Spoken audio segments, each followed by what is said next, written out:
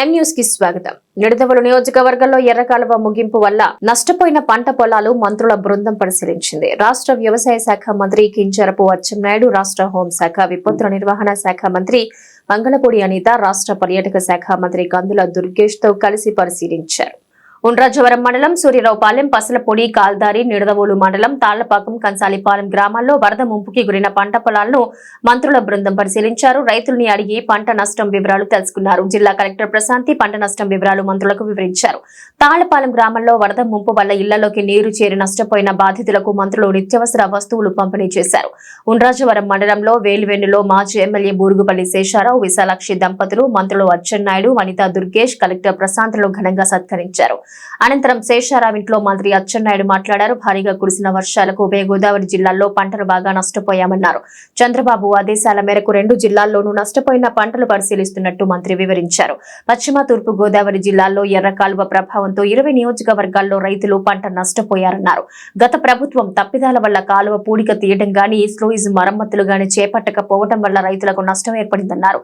గడిచిన 6 ఏళ్ల కాలంలో ఎర్రకాలువ నుంచి తట్టెడు మట్టి కూడా తీయలేదని దుయ్యబట్టారు.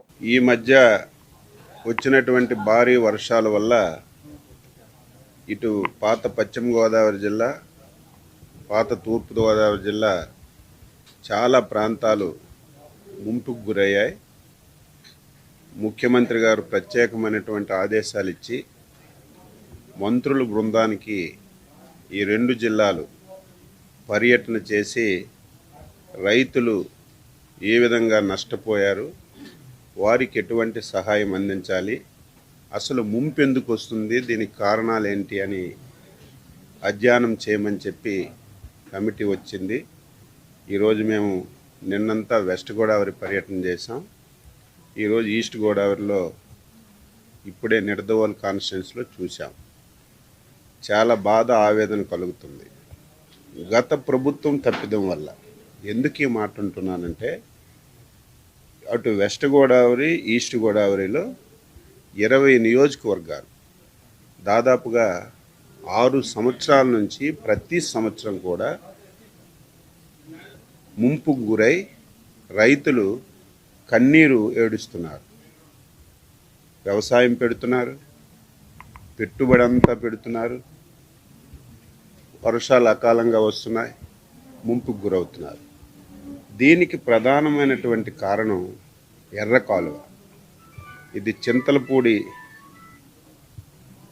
కాన్స్టిట్యున్సీ, అదేవిధంగా గోపాలపురం కాన్స్టిట్యున్సీ, జంగారెడ్డిగూడెంలో స్టార్ట్ అయ్యి ఇటు భీమవరంలో ఎండ్ అవుతుంది.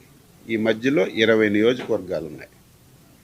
గత 5-6 సంవత్సరాల నుంచి ఈ కాలువ మీద తట్టెడి మట్టి తీసినటువంటి సందర్భాలు లేవు.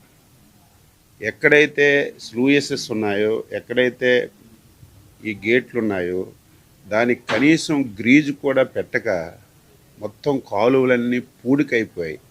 చిన్న వర్షం వచ్చినా సరే అది కిందకి వెళ్ళకుండా మొత్తం పొలాల్లోకి వచ్చి నష్టం జరుగుతుంది.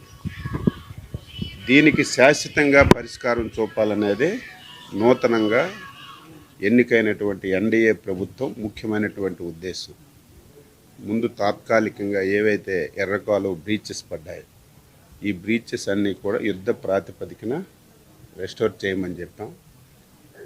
రేపు డిసెంబర్ నాటికి ఏవైతే ఈ స్లూయస్ అన్నీ పోయాయో దానికి ఒక ఎస్టిమేషన్ వేసి ఇమీడియట్గా రేపు జనవరిలో ప్రారంభించి ఆ ప్రాబ్లం కూడా క్లియర్ చేయాలని చెప్పి ఒక ఆలోచన చేశాం. ఇది కాకుండా ఈ ఎర్ర కాలువ వల్ల ఏవైతే 20 నియోజకవర్గాలు ఇబ్బంది పడుతున్నాయో దీనికి ఒక శాశ్వతమైనటువంటి పరిష్కారం చూపించాలి. ఒక ఎక్స్పర్ట్ కమిటీ వేసి కమిటీ మొత్తం చూసిన తర్వాత ఎంత డబ్బు ఖర్చు అయినా సరే ఈ 5 ఇయర్స్లో ఎర్ర కాలువ వల్ల ప్రతి సంవత్సరం రైతులు నష్టపోతున్నారు. నష్టపోయిన తర్వాత ప్రభుత్వాలు ఇన్పుట్ సబ్సిడీ, ఈవేళ ఏంటంటే మాకు ఇన్పుట్ సబ్సిడీ వద్దండి, మాకు ప్రభుత్వం నుంచి ఒక పైసా సహాయం వద్దు, మీరు ఇమీడియట్గా ఈ కాలువను బాగు చేసి మాకు శాశ్వత పరిష్కారం చూపండి అని రైతులు చెప్తుంటే ఎంత బాధ కలుగుతుంది, అంత బాధ కలుగుతుంది. తప్పనిసరిగా ఈ ఎర్ర కాలువకి శాశ్వతమైనటువంటి పరిష్కారం చూపిస్తామని చెప్పి తెలియజేస్తున్నాను. మరిన్ని తాజా వార్తా విశేషాల కోసం M News ని సబ్స్క్రైబ్ చేయండి, మీ మిత్రులకు షేర్ చేయండి.